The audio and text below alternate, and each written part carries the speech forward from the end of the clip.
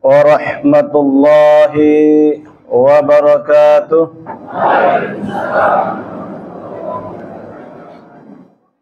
Alhamdulillahi rabbil alamin.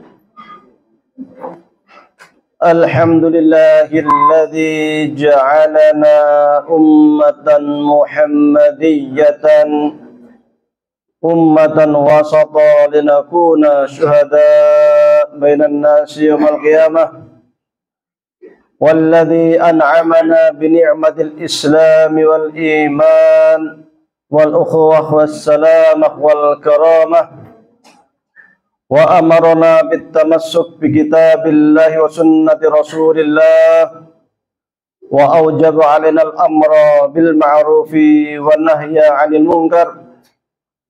Wa asyhadu an la ilaha illallah wahdahu la syarika lah lahul mulku wa lahul hamdu yuhyi wa yumiit wa huwa ala kulli syai'in qadir. Wa asyhadu anna Muhammadan abduhu wa rasuluh alladzi qad ballagha risalah wa addal amanah wa kashafal ghummah wa jahada fi sabilillah haqqa jihadih hatta ataqul yaqin. Allahumma salli ala sayyidina wa habibina wa syafiina Muhammad sallallahu alaihi wa sallama wa ala alihi wa sahbihi wa tabi'in wa tabi'ihi tabi'in wa man tabi'ahum bi ihsanin ila yaumiddin. Amma ba'du. Yang kami hormati ayahanda kita Bapak Kiai Asy'ari, yang kami hormati jamaah sekalian, puji syukur kehadirat Allah Subhanahu wa taala, pada pagi hari ini kita sama-sama dapat melaksanakan ngaji bersama. Mudah-mudahan mendapatkan rahmat dari Allah Subhanahu wa taala. Salawat serta salam semoga tetap tercurahkan kepada junjungan kita Nabi Agung Muhammad sallallahu alaihi wasallam. Jamaah sekalian yang kami hormati, alhamdulillah kita masih diberi kesempatan oleh Allah Subhanahu wa taala melaksanakan puasa Ramadan. Sudah yang keberapa ini? Hitung dewi. Ya, Ramadannya pun semua sepakat, mulainya sepakat semua tanggal 1 Ramadan. Ya, semua sepakat 1 Ramadan. Harinya yang beda, ya, cuman puasanya bareng tanggal 1. Ya, ini kalau dalam fikih namanya perbedaan furu' cabang. Jadi di dalam Islam itu ada yang disebut usul. Usul itu ajaran pokok, yaitu terkait dengan perkara akidah. Usul ini masih dibagi dua, usul yang usul sama usul yang furu'. Usul yang usul itu terkait dengan keimanan kita kepada Allah, malaikat, rasul, kitab, hari kiamat, qada dan qadar, tentang neraka, surga. Ini namanya usul yang usul, tidak boleh khilaf antar ulama. Siapapun yang menyelisihi maka dia kafir. Kalau ada yang berpendapat Allah 3, kafir. Ada yang berpendapat malaikat itu tidak ada, kafir. Ada yang berpendapat neraka itu, surga itu enggak ada, kebahagiaan itu hanya kebahagiaan di dunia, kafir. Karena ini usul dari yang usul atau pokok dari yang pokok. Yang kedua, usul tapi ada furuk atau furuk dari usul, cabang dari pokok. Nah, ini boleh khilaf. Misal ada yang mengatakan Allah itu di atas. Allah di atas. Kalau Muhammadiyah tafwid itu Allah di mana? Wis pokoknya Al-Qur'an mengatakan Allah ada surah usah mikir ngono puyeng-puyeng ora usah. Jadi tafwid namanya dalam HPT disebutkan. Atau takwil, yaitu dengan mengatakan kalau Allah mengatakan istiwa alal arsy itu maksudnya istaula ala arsyihi. atau berkuasa atas makhluk-makhluknya. Jadi ada dua cara yang digunakan Muhammadiyah. Boleh tafwid tadi nggak usah mikir sing koyo ngono wis. Sing penting percaya pengiran ke orang wis cukup. Nah, atau maksudnya di atas itu adalah kekuasaan Allah itu menguasai kekuasaan makhluk-makhluknya. Dan kita tidak diperkenankan sesuai dalam HPT menyerupakan Allah dengan makhluk. Allah di atas, oh iya di atas, duduk di singgasananya kayak kita duduk di kursi. Oh itu nggak boleh. Karena apa? Karena itu memisalkan Tuhan Allah seperti manusia yang punya kursi. Kan wasiat kursi kan? Kursi Allah itu luas. Duduk di atas kursi, di singgasana, yang punya tangan, punya wajah. Nah ini nggak boleh. Itu menyerupakan Allah dengan makhluk. Muhammadiyah tidak seperti itu. Ya, bisa dicek di HPT. Ini boleh khilaf. Meskipun kalau di HPT itu cukup keras sebenarnya. Karena dalam HPT dikatakan faman ittaqata jami'a dzalika muqinan bihi kana min ahli haqqi wa sunnah. Wa man faraqa fa kana min ahli bid'ah wa dalal. Kalau sesuai dengan prinsip-prinsip yang ada di HPT dianggap golongan ahlul haq wa sunnah atau ahlu sunnah wal jamaah. Tapi kalau berbeda, maka orang yang di luar keyakinan Muhammadiyah itu mereka orangnya sesat dan ahli bid'ah. Nah, kalau di HPT, ya bisa dicek. Yang punya HPT angkat tangan. Yang punya HPT angkat tangan. Raka, HPT itu apa ya? Jangan-jangan nggak tahu HPT. Saya dari tadi ngomong HPT. HPT itu himpunan putusan tarjih. Itu kitab sucinya Muhammadiyah itu wajib punya. Iya. Harganya 29.000. Bakso 2 mangkok. Iya, 2 mangkok bakso ngajak anak langsung habis 50.000, 10.000, apa 100.000 habis. Nah, ini HPT beli sekali untuk seumur hidup, habis-habis. Saya tiap malam habis taraweh di pondok saya kajian HPT, mulai dari awal, mulai dari bab, bukan dari bab iman, bab iman kalian sudah selesai. Jadi mulai dari bab fikihnya, ya, bab fikih. Setiap malam satu bab.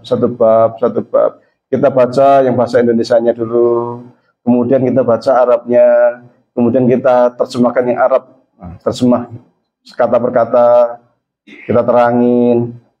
Baru setelah itu kita ambil kitab takrib, kita cek di perbedaan persamaan antara yang di HPT dan di mazhab Syafi'i itu di mana, kan gitu. Sehingga ketika ada perbedaan di masyarakat kita paham, oh Muhammadiyah begini, di mazhab Syafi'i begini, gitu. Yang Muhammadiyah dalilnya ini, yang mazhab Syafi'i begini, kan gitu. Jadi kita open mind gitu, terbuka pikiran kita, tahu perbedaan-perbedaan pendapat sehingga tidak fanatik.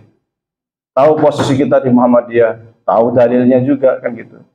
Jangan sampai sidang tarjih habis miliaran, cuman selesai di keputusan, selesai di sidang nasional sana, musyawarah nasional.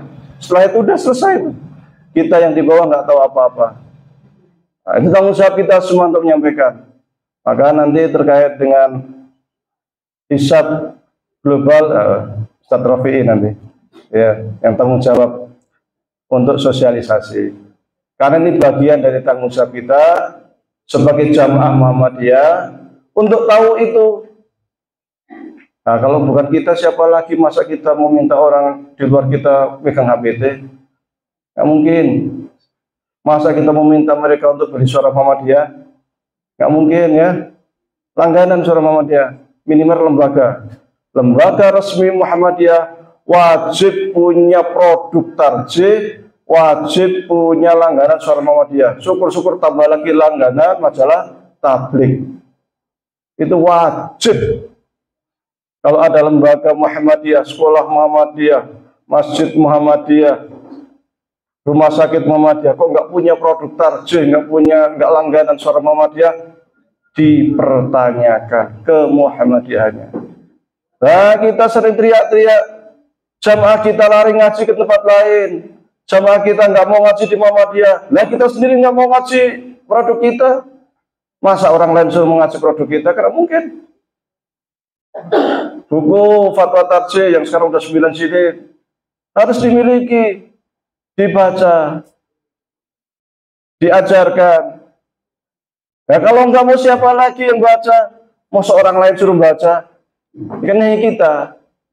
Nah, kalau orang awam bagaimana? Makanya tugas ulama untuk buat kajian halakoh kecil, nanti dai-nya lah, dai yang megang HPT sampaikan, dai yang megang fatwa tarjih sampaikan, minimal dibacakan, dikaji, dibaca bareng-bareng. Ben ngerti. Kalau nggak mungkin kita mengharap orang lain. Miliaran loh sekali musyawarah nasional itu habis duit miliaran. Sewa hotelnya, apa ya macam-macam, yang datang dari Papua, yang datang dari Aceh, yang datang dari naik pesawat apa 2 hari 3 hari. Sayang sekali. Maka perlu kemudian kita punya, kemudian kita kaji bersama. Sayang, apa yang ada di HPT itu hasil musyawarah yang luar biasa. Ide para ulama, gagasan-gagasan besar. Kalau nggak dibongkar-bongkar kita nggak tahu. Ya, makanya saya sering sekali sampaikan di setiap pengajian, hampir setiap pengajian Ahad pagi selalu saya sampaikan, kita kembali kepada ideologi Muhammadiyah, kembali ke Himpunan Tarjih Muhammadiyah, kembali ke Fatwa Tarjih Muhammadiyah. Banyak produk tarjih sangat bagus, sangat bagus. Kadang-kadang yang di AUM seumpamanya, guru-guru yang ngajar saja juga nggak tahu HPT. Parah lagi, kadang pengurus juga nggak tahu. Ini terjadi waktu saya muscap di Wonosobo. Pemuscap, iya benar ya. Pengukuhan PCM. Saya teriak-teriak ngomong HPT, ada pengurus di depan kok bisik-bisik. HPT itu apa ya? Pengurus pengurus nggak tahu HPT ini gimana? Bingung juga saya itu. Karena saya sendiri secara jujur, hampir setiap Ahad keliling itu, saya selalu ngurus dodo. Kenapa? Pengajian Muhammadiyah kira rata-rata saya datang kok 50 tahun ke atas. Beneran, saya mikirnya bukan sekarang. Alhamdulillah masih ramai. Tapi saya mikirnya nggak sekarang. 20 tahun lagi jadi apa Muhammadiyah? Nah, kalau pemudanya nggak ada 20 tahun lagi jadi apa kita ini? AUM masih tidak berdiri. Yang isi juga banyak. Tetap dokter tetap akan banyak. Yang ngajar di sekolah Muhammadiyah tetap akan banyak. Tapi mereka bukan Muhammadiyah. Oh, sekarang saja sudah dirasakan kok. Guru ngajar di sekolah Muhammadiyah suruh ngaji di Muhammadiyah Ahad pagi ora teko. Yang saya kadang miris, pengurusnya ora teko. Ini saya sering sampaikan ke sana kemari karena saya bingung 20 tahun lagi akan menjadi apa kita.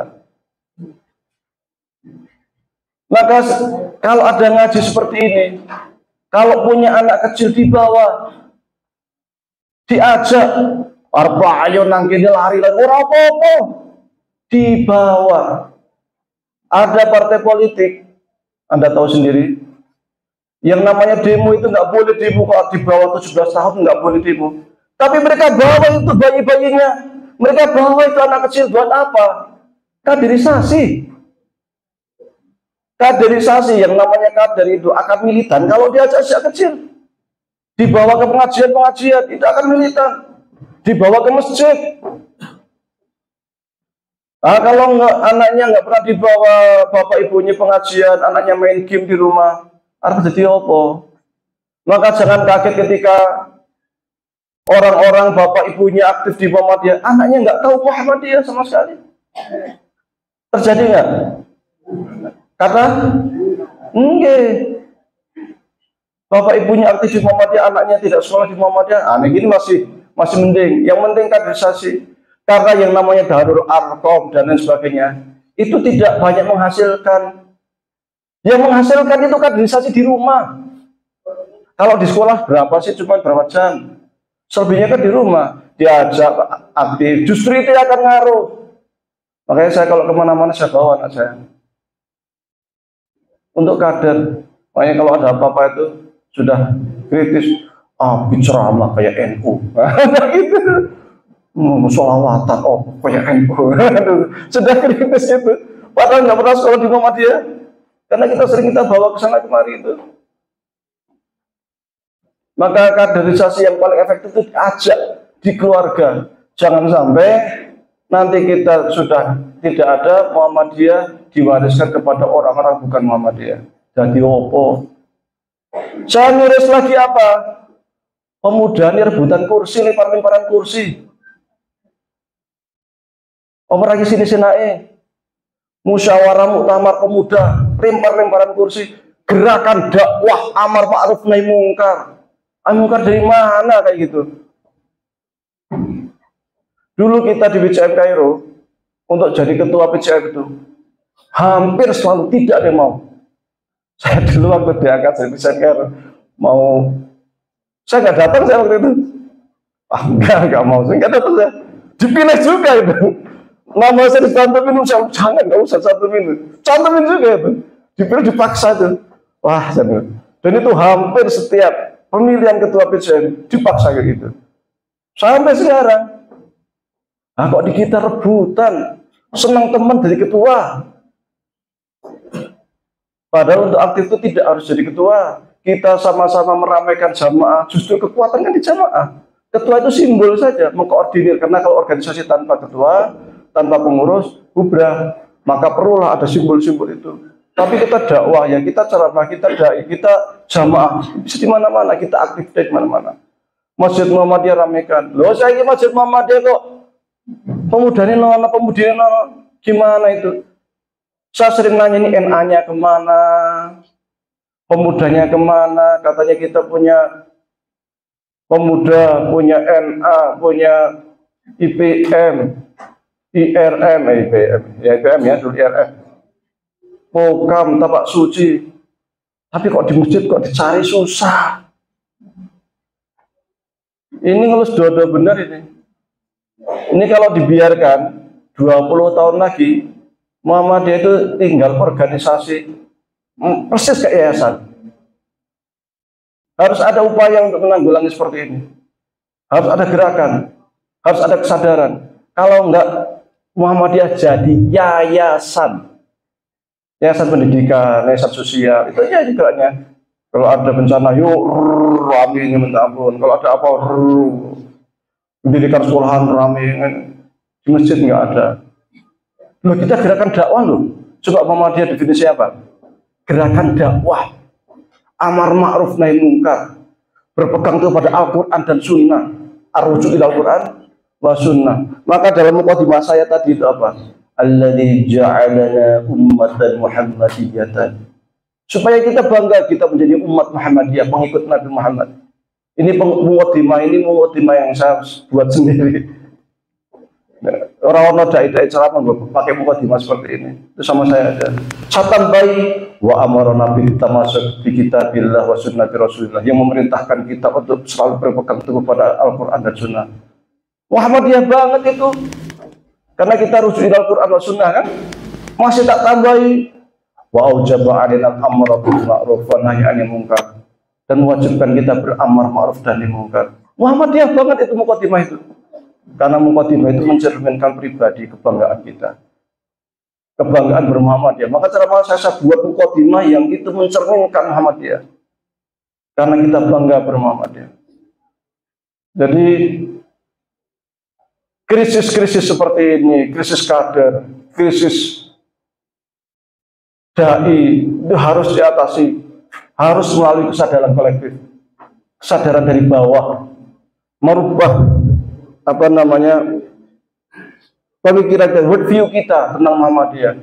Jangan kita pikiran Muhammadiyah cuma amal usaha, tapi kita juga berpikir Muhammadiyah itu gerakan dakwah amar ma'ruf nahi munkar. Berarti saya juga harus punya kader dai yang dia itu nanti akan menjadi corong untuk amar ma'ruf nahi munkar. Karena kita itu kadang berpikirannya, saya punya anak saya sekolah, nanti jadi dokter, nanti jadi insinyur, nanti jadi ini. Jarang yang kepikiran, nanti anak saya jadi ustaz, jadi kiai. Jarang sekali. Kalau jadi ustaz, jadi kiai nanti kerja apa ya? Kalau jadi dokter gaji sekian, jadi insinyur sekian. Nah kalau cuma jadi ustadz, nah, lulusan UIN, tafsir, ngajar apa jadi apa, ini tuh paling ceramah dari kudu ikhlas ora digaji kan gitu. Maka saya sendiri kadang heran, ngajar di universitas digaji AUM kan, kerja di rumah sakit digaji AUM kan, ceramah di masjid ngajar juga jamaah masjid AUM kan, sama-sama UM, sama-sama amal usaha Muhammadiyah. Tetapi kalau di rumah sakit profesional, kalau di sekolah profesional, kalau di masjid seikhlasnya ya. Dan itu sementing matur nuwun. Bukan kita itu, bukan para dai itu mengharapkan imbalan. Tidak ada dai itu mengharapkan imbalan, itu enggak ada. Tetapi jamaah harus paham bahwa ini sama-sama AUM harus dikelola sama-sama profesional. Supaya orang tidak meninggalkan masjid, kasih ngurus masjidnya nyambi-nyambi kadang iso kadang orang. Maka kalau kita lihat di Jogokarya, di mana satu lagi itu Al-Falah, itu pengelolaan masjidnya profesional. Sehingga masjid itu menjadi amal usaha beneran, bukan sampingan. Dainya ya profesional, pengajarnya ya profesional, pengelolanya ya profesional, sama-sama AUM. Jangan kemudian yang ngurus umat, yang ngurus jamaah, suruh ikhlas, giliran di sekolahan, di rumah sakit, di universitas, suruh profesional. Sama-sama AUM pengelolaannya harus sama-sama profesional. Ini kesadaran kolektif. Yang namanya Ustadz Dai banyak sekarang kok yang jadi orang-orang hebat. Loh, wakil presiden kita kiai loh. Tapi meskipun diam, ya kan? Maka kan ada istilah gitu, jangan diam-diam terus jadi orang itu nanti dikira wakil presiden. Ya. Kalau terlalu diam nanti dikira wakil presiden. Loh, presiden kita juga pernah kiai kan? Yang di anggota dewan juga banyak itu orang-orang kiai-kiai. Banyak. Termasuk apa itu namanya? Anies Mata itu Ustadz, ya kan? Abdurrahman siapa itu? Banyak sekali yang dari Muhammadiyah juga banyak. Nah, jadi yang Menteri Agama, yang jadi dubes-dubes lebih banyak juga itu Ustadz-Ustadz. Termasuk yang dubes Mesir sebelum ini, yang dubes mana itu? Malaysia sebelumnya itu. Bapak Abdurrahman Fakhri, Ustadz juga itu. Alumni Gontor. Pak Din Samsudin sendiri pernah menjadi penasihat presiden kan? Ya Ustadz juga, kiai juga gitu. Jadi kalau ada orang jadi Ustadz jadi kiai, kerja apa? Loh, pangeran kok yang namanya Allah itu teorinya itu nggak ada teori soal rezeki itu. Jadi Ustadz jadi kiai ada saja rezeki. Mungkin kita ngurus umat, sekiranya kita tidak dapat dunia, andai itu Allah akan sediakan di akhirat. Kan gitu.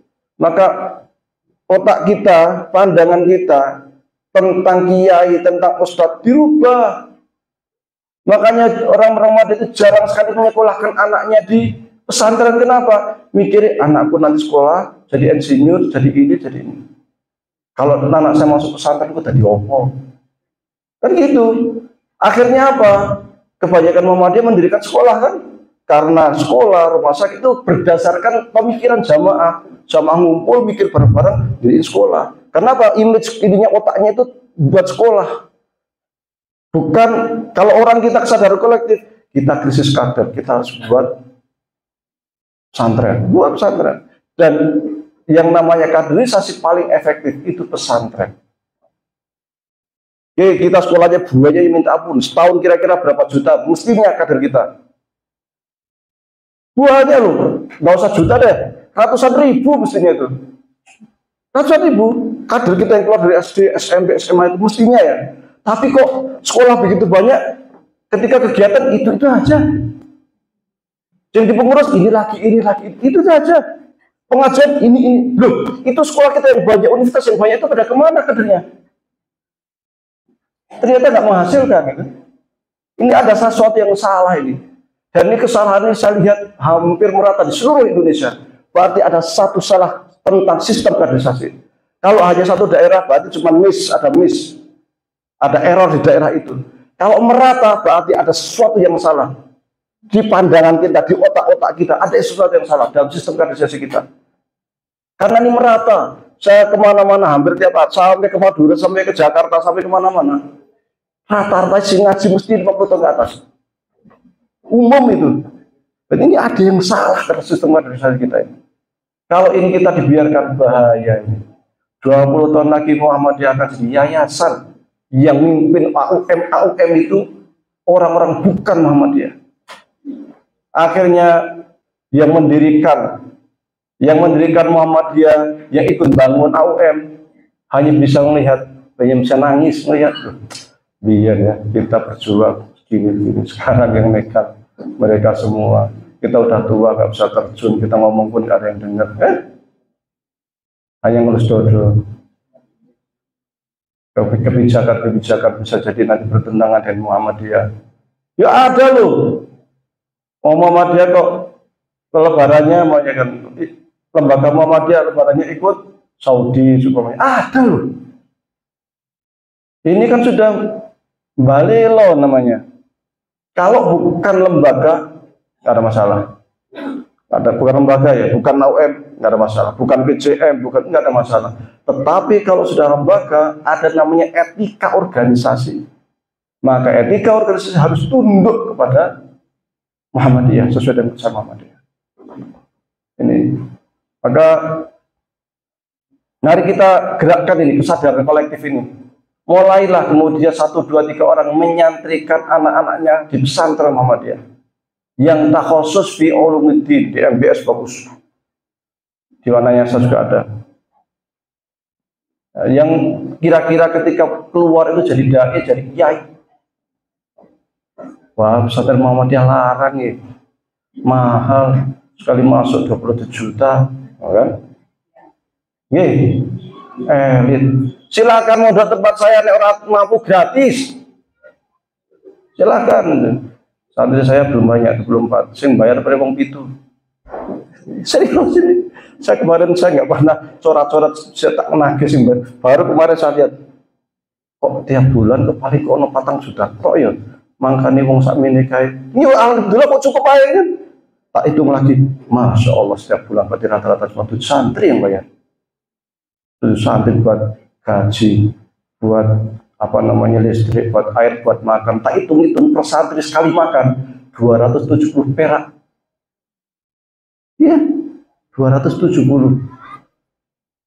Tapi Allah kan Maha Agung. Sampai sekarang masih berdiri, masih bisa kan. Ya. Maka saya bilang kalau nggak sanggup silakan tempatkan teman saya. Tak gratis sih. Nanti saya biar saya yang pusing. Aku di mumet nanti saya nyari sana kemarin. Kenapa? Karena kita sungguh-sungguh kita butuh kader. Sungguh-sungguh kita sangat krisis kader. Rata-rata di PDM hampir merata. Cari kiai-kiai Muhammadiyah yang bisa baca kitab kok susah. Padahal kita rujuk ila Quran wa Sunnah, kembali ke Quran Sunnah. Loh, Quran bahasa Arab ya? Sunnah bahasa Arab ya? Masa dewi merujuk ila Quran terjemahan, Sunnah terjemahan? Ini kan memalukan gitu. Sebagai organisasi besar, saya termasuk yang sering aktif di media sosial. Kalau organisasi sebelah, kalau sudah bicara tentang keagamaan, dalilnya mantap, Quran hadisnya mantap, tambah perkataan ulama-ulama mantap, bagus sekali. Nah, kita kok melempem? Maka saya bilang kita sudah sangat-sangat mirip yayasan. Bukti mirip yayasan apa? Ini kasus banyak terjadi, saya temukan ternyata tidak hanya di daerah kita, di daerah-daerah lain juga ternyata ada. Rebutan kekuasaan antar keluarga. Rohadi punya keluarga, punya peran, saya yang paling banyak bantu kok. Paling dulu yang wakaf gedungnya saya, yang ini saya. Yang keluarga sana, loh kita juga. Dua keluarga rebutannya AUM. Sampai ada AUM yang bubar. Pesantren bubar. Usut punya usut. Ini kenapa gini-gini, itu konflik. Yang satu lagi itu antar keluarga. Astagfirullahaladzim. Mestinya kalau udah Muhammadiyah kan udah lepas kita lillahi ta'ala kan gitu. Itu masih juga konflik antar keluarga itu di amal usaha Muhammadiyah. Jadi makanya sudah ini mirip-mirip yayasan. Ini kasusnya banyak loh nih. Di banyak-banyak tempat terjadi seperti ini. Ini jangan sampai kalau sudah menghibahkan Muhammadiyah sih ikhlas sudah lupakan. Kalau kita diamanati jadi pengurus, alhamdulillah, tapi berat. Kalau enggak, kita tetap aktif di pengajian Muhammadiyah, kegiatan Muhammadiyah kan gitu. Jangan kemudian masih gondeli supaya kita jadi pengurus di Muhammadiyah. Karena merasa kita punya peran, kita punya wakaf di situ, kita penyandang dana.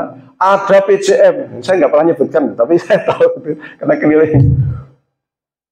Itu sejak beberapa tahun itu saja ketua PCM-nya, PCA-nya istrinya, nasihatnya masih kerabatnya. Oh no, ternyata saya gede-gede juga saya tuh bisa terjadi seperti itu. Ada lagi PCM, ketua PCM sampai 22 tahun, jabat lagi 22 tahun, kaget juga saya nih. Kok bisa ini, gimana ceritanya ini? Padahal PRM-nya buahnya 17 PRM dan mati suri semua. Nah, kalau PRM-nya mati suri, PCM-nya ngapain aja? Selama periode 22 tahun ngapain saja? Pengen jabat terus tapi nggak ada kegiatan, 22 tahun mati suri, PCM 17 PRM. Bukannya nambah kan? Nah, sekarang kan banyak yang mati, malah bukan nambah, bukan mati. Dan yang bisa mendekatkan dengan jamaah itu simbol. Siapa simbolnya? Ya kiai, ya dai. Maka itu yang harus kita pegang. Ya kaderisasi itu, ya kesadaran untuk ke sana. Pesantren Muhammadiyah sekarang krisis 20.000 ustadz. Serius, 20.000 ustadz. Kita itu kurang. Kalau yang di LP2M paham. Jadi kalau ada yang keluar, ada ustadz baru, kita umumkan di grup Itnam, grup pesantren-pesantren Muhammadiyah. Ini ada ustadz baru lulus. Rebutan tuh, tempat saya saja ini. Udah tempat saya tak sediakan rumah. Kalau belum nikah tak carikan jodoh. Serius itu. Ya, karena saya beberapa kali menchannelkan orang, teman-teman yang alumni Kairo, yang apa, saya channelkan itu, saya sampaikan itu, kayak gitu. Rebutan, kenapa? Saking susahnya cari Ustadz Muhammadiyah. Kenapa susah? Loh, Ustadz kan harus bisa bahasa Arab. Orang Muhammadiyah bisa bahasa Arab sedikit. Ada yang parah lagi. Ini parah lagi, dan ini banyak juga gitu. Saya sering ngemesnya itu kan banyak itu. Kalau 1-2 kan berarti kasus. Ini kok oke itu. Direktur pesantren Muhammadiyah. Kalau bahasanya kerennya Kiai Muhammadiyah gitu. Orang bisa bahasa Arab. Belum nek Kiai orang bisa bahasa Arab terus dia santri nih. Akan lebih fatal. Kalau santri Muhammadiyah nggak bisa besar kuakeh. Banyak sekali. Banyak alumni santri-santri lulusan pesantren Muhammadiyah nggak bisa bahasa Arab, banyak. Tapi mirisnya itu buat itunya, loh direkturnya bisa bahasa Arab ya. Makanya sering diusulkan direktur Muhammadiyah, pesantren Muhammadiyah itu dijunti kiai di grup pesantren. Sebagian besar nggak setuju, nggak usah lah. Kenapa nggak setuju? Ngerosol tuh. Ya udah bahasa Arab itu, gitu. Masa kira bahasa Arab, masa kira bahasa kita. Masa dari kiai sudah jadi imam tajwid berkar-kar. Ya kan alhamdulillahirabbil alamin. Wah repot kan. Masih ngalamin ya. Iya. Dan ini harus dimulai. Harus ada kesadaran. Yang punya putra-putra yang masih kelas 4, kelas 5, kelas 6, sering-seringlah diajak ke masjid. Nabi itu, Nabi Muhammad sering ngajak cucunya ke masjid. Pernah Nabi sujud, cucunya apa? Nempelok main di punggungnya Rasulullah. Rasul lagi sujud nih, kakek lagi sujud. Enak itu dolanan kuda lumping. Iya, enak di punggungnya Rasul. Suwe meneh. Sahabat makmum di belakang, ini kakek saya kok apa ini Rasulullah SAW kok sujud suwe temannya, apa dapat wahyu atau sakit atau apa, sampai bingung itu. Enggak biasanya Rasulullah sujud suwe kayak gini. Dibiarkan sampai apa? Sampai Hasan sampai Husain puas main kuda-kudaan. Selesai main, selesai salat, salam, sahabat tanya ya Rasulullah, kok tadi sujudnya lama sekali ya? Apa engkau sakit? Atau ada wahyu turun? Atau ada apa? Apa jawab Rasul? Enggak, tadi itu cucu saya main kuda-kudaan, lagi enak. Saya nggak mau mengecewakan cucu saya, biar main di punggung saya sampai puas. Setelah puas, harus saya lanjutkan. Itu Rasul.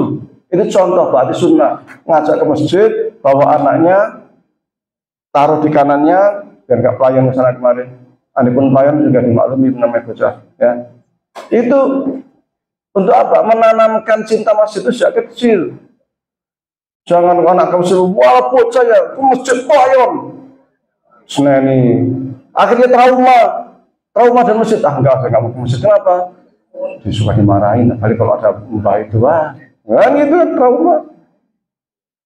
Takut ke masjid karena takut dimarahin. Anak masjid itu biarkan aja. Bawa bola ke masjid, wah tendang-tendangan.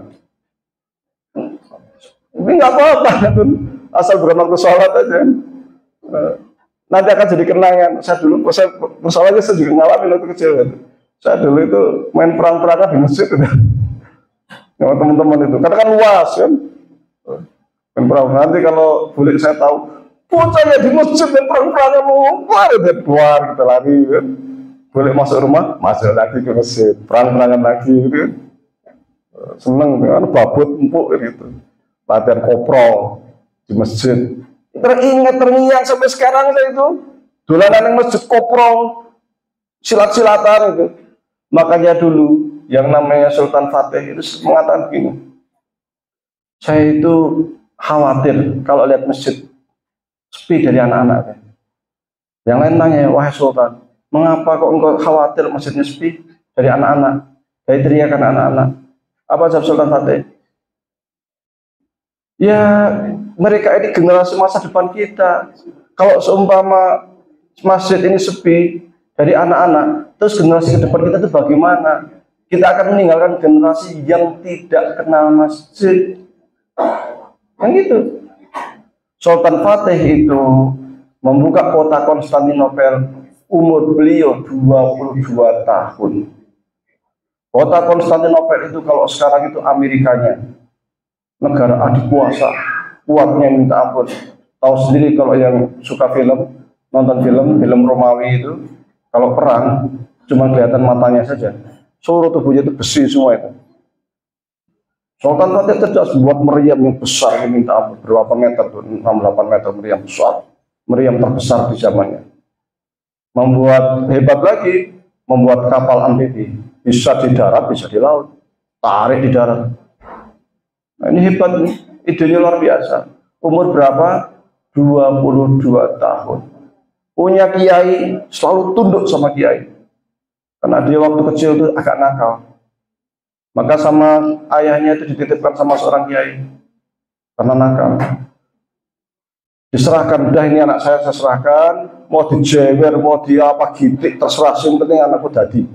Ya kalau Sultan Khalid manja ngomong lapor sama ayahnya, padahal ayahnya Sultan, Khalifah, dimarahin, berarti anaknya sendiri kan gitu. Enggak kayak zaman sekarang, dua anak di sekolahan digitik karo guru ini lapor polisi, gurunya dikasuske, akhirnya guru wegah, didik itu males, yang penting saya ngajar, anak kayak turu, kayak main, karepe dhewe kan gitu, timbang dikasuske. Enggak kayak zaman kita dulu kan, waktu kecil kan kalau kita dijewer sama guru lapor orang tua kan malah dimarahin sama orang tua. Berarti bocah bingung gitu. Zaman sekarang orang tuanya juga manja, anaknya juga manja, jadi pokoknya. Akibat dari setan gepeng HP. Karena orang tua memanjakan anak, sementing anaknya menang kasih HP, diem. Akhirnya kecanduan HP, kon ngaji, wegah, kon sembahyang, wegah, kon main masjid, wegah, mending dolanan HP, main game online dengan teman-temannya. Oh bahaya sekali. Masih SD sudah dikasih HP, sudah dikasih motor, playon dolanan ke sana kemari. Akhirnya ketika dimasukkan ke pesantren abot, kenapa harus terbiasa playon se-SD? Ini maka hati-hati jadi anak itu. Kadang jadi anak itu harus tega-tegaan juga. Wah kalau nggak dikasih HP, teman-temannya punya HP, nanti gimana, malu? Nggak ada rasa malu. Di sekolah anak saya di Bonjol itu rata-rata punya HP semua, anak saya nggak punya HP, biasa aja. Saya nggak punya TV, biasa saja gitu. Saat di Kairo saya nggak punya TV, biasa saja itu. TV itu merusak, nggak usah punya TV itu. Kita disetting sama TV itu, kita diatur sama TV. Kalau mau beli komputer lihat YouTube, kita yang ngatur. Kalau anak mau tonton ini kita awasi. Kartun-kartunnya tentang cerita Nabi, kartun tentang cerita sahabat. Kalau mau berita-berita yang ini kita awasi. Kita yang ngatur. Kalau TV kita nggak bisa ngatur, lihatnya sinetronnya rebutan waris. Kalau nggak selingkuh, aduh kan bubrah masyarakat ini. Maka mulai mendidik itu dari kecil. Sahabat-sahabat Nabi itu, Rasulullah itu rata-rata itu muda-muda waktu awal-awal itu. Ali bin Abi Thalib itu baru berapa itu masuk Islam itu? 8 tahun atau berapa itu? Umar bin Khattab itu yang terkenal garam itu umurnya berkisar 27-28 tahun itu. 27-28 itu tahun Hijriah. Abu Bakar belum 40-38 tahun itu. Rata-rata muda-muda itu. Maka Islam jaya, hebat. Karena generasi mudanya kuat. Ditanamkan ideologi Islamnya luar biasa, keimanannya luar biasa.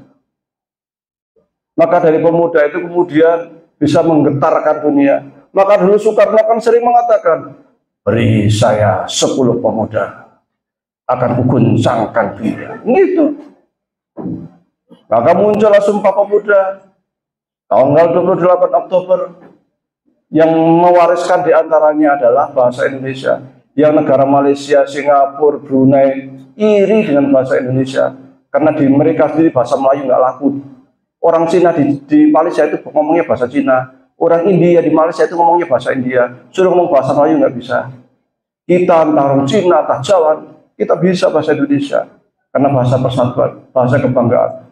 Dan yang mencetuskan itu para generasi muda, para pemuda. Maka para pemuda-pemuda yang bergerak, insya Allah kalau PCM, PWRM yang gerak kalangan muda cepat berkembang. Karena lincah, sat itu lincah. Dan dia nanti akan memberikan tali estafet kepada yang lebih muda lagi terus gitu. Jangan juga yang tua neurano nyongko bubra. Jadi dia aja pengen jadi ketua kan. Ini kan soalnya ini karena saya. Kalau nggak saya nanti kacau. Lagi ini dia tuh jadi ketua. Yang tua juga melegakan. Nanti kasih kesempatan bagi yang muda, kasih kesempatan pada yang muda kan seperti itu. Ya, baik karena waktunya sudah tinggal 1 menit. Nah, ngobrol dok ternyata. Saya tadi pengen ngaji tentang puasa dan macam-macam itu. Tapi ketika tak suruh ngacung siapa yang punya HPT cuma dikit, jadi metu kabeh. Yang ada di otak saya curhatan, kegalauan. Karena kegalauan saya ini. Saya kadang meluap juga di Facebook, saya juga sering kalau yang punya Facebook ngikutin Facebook saya sering meluapkan kegalauan saya itu. Biar yang membaca itu nyadar itu. Kalau ada orang Muhammadiyah, ada yang bilang lu kok aib Muhammadiyah diumbar di medsos. Mereka juga udah tahu kok kalau kita kayak gini loh. Yang penting kan kita tidak menjelek-jelekan orang lain. Kita kritis secara membangun, biar ada kesadaran. Yang ya begitulah. Jadi kaderisasi ini sangat penting dan harus dimulai secara bersama-sama, secara kolektif. Itu kaderisasi bukan tugas pimpinan saja. Semua kita, semua jamaah kita itu punya tanggung jawab untuk membentuk kader minimal keluarga kita. Anak-anak kita minimal jangan teriak-teriak mencari kader dari luar kalau ada ide bukan nggak jadi kader. mencari dari luar sana kemari, dewi keluarga di dewi orang jadi kader. Jangan sampai kita mulai dari keluarga kita. Bahkan Rasul dulu waktu ceramah berdakwah pun oleh Allah diberikan apa? Wa anzir ashiratakal aqrabin. Dakwah ceramah mulai di keluargamu dulu. Wa anfusakum wa ahlikum nar. Selamatkan keluargamu dari api neraka. Jadi Allah sendiri perintahkan itu dari mulai dari kecil di keluarga dulu. Dari keluarga nanti ngembang. Itu jangan nyari ke sana kemari jauh-jauh keluarga di dewi orang keurus kan gitu. Jadi mulai silakan kita sama-sama kesadaran ini. Kalau ada pengajian silakan bawa anak-anaknya, meskipun masih kecil, masih baby, yang masih SMP, masih SD, SMA, ajak meramaikan kajian Muhammadiyah, pengajian Muhammadiyah di Masjid Al-Furqan diramaikan, di Masjid Usratul Hasanah diramaikan, ramai. Maka insya Allah dapat ilmu, dapat pahala, dapat silaturahmi, insya Allah juga dapat rezeki, insya Allah di lapangan rezeki dapat kebahagiaan. Kurang lebihnya mohon maaf. Aku lupa di hadza wa astaghfirullahaladzim. Assalamualaikum warahmatullahi wabarakatuh. Terima kasih.